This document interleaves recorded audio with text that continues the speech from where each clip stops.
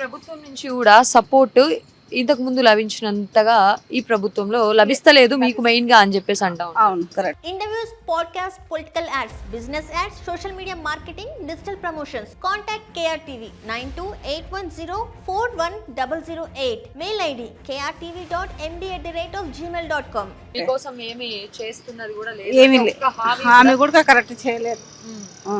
ఏదైతే అన్నాడో ఒక్కటి కానీ చేయలేదు. గ్యాస్ 500కి అన్నాడు, అదే చేయలేదు. ఆడవాళ్ళకు 2500 అని అన్నాడు, అది చేయలేదు. అట్లని మోసం ఎంత పథకం అన్నా అందుతోంది అసలు ప్రజలకి అందానే లేదు. ఇదివరకన్నా రేషన్ షాప్ లో చీరలు అవి ఇచ్చేవాళ్ళు, అది కానీ చీరలు కానీ రాలేదు. మహిళలకు చీరలు అని అన్నారు కదా, ఆ చీరలు కానీ రాలేదు. ఎవరికి ఇచ్చారో ఎవరికి తెలియదు. నాకైతే అసలు ఏది రాలేదు. న్యాయం జరుగుతుందని చెప్పేసి అంటే తెలంగాణ ఆడపడుచులకి అసలు పట్టించుకునే దాఖలాలు లేవు, పట్టించుకునే వాళ్ళు లేరు అని చెప్పేసి కూడా చాలా మంది మండిపడతా ఉన్నారు. ఎందుకని అంటే ఏమవుతోంది అసలు? ఏమవుతుందంటే అసలు వాళ్ళు ఏం చేస్తున్నారు వాళ్ళకే సోయలేదు. ఇతల గురించి ఏం మన్ని పట్టించుకుంటారు వాళ్ళు ఏం చేస్తున్నారు వాళ్ళకే సోయలేదు.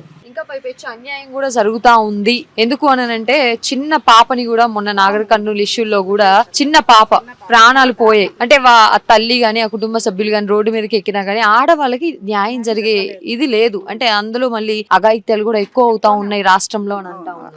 కరెక్ట్, ఈ వాస్తవం ఇదైతే పెరుగుతూనే ఉన్నాయి. ఏం నేర్చుకోవచ్చు ఈ 2.5 ఏళ్ళ? ఏం నేర్చుకోవాలంటే ఇప్పుడు జరిగిన దానికైతే ఎవరేం చేయలేరు, జరగకుండా చూసుకోవాలమ్మా. ఇది మెయిన్ పాయింట్, అది జరగకుండా. ఒక్కరికి మనం ఎట్లా ఖండించాలంటే మళ్ళీ ఇంకొకసారి ఎవరికైనా చేసే ముందుకు ఆలోచించుకోవాలి. అరే వాళ్ళకి చేస్తే వానికి అలా చేశారు కదా అనే మాట ఆలోచించుకొని చేయాలి. చేయకూడదు ఇంత దారుణంగా ఆ పిల్లల్ని అట్లా చేశారంటే వాళ్ళు అది కరెక్ట్ కాదు. ఒక మాటలో చెప్పమంటే ఈసారి మళ్ళీ మీరు ఓటు కాంగ్రెస్ కి ఇస్తారా బీఆర్ఎస్ కి ఇస్తారా అంటే మీరు చూస్ చేసుకునే విధానం ఎలా ఉంటది? పలానా వాళ్ళకి ఇస్తా అని కాదు, ఎలా ఆలోచిస్తారు? కరెక్ట్ అనిపిస్తుంది.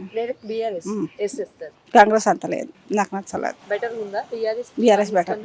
కాంగ్రెస్ పైన బీఆర్ఎస్. మరి బీజేపీ పరిస్థితి? బీజేపీ గురించి నాకు అంత ఐడియా లేదు, నేను చెప్పదలుచుకోలేదు.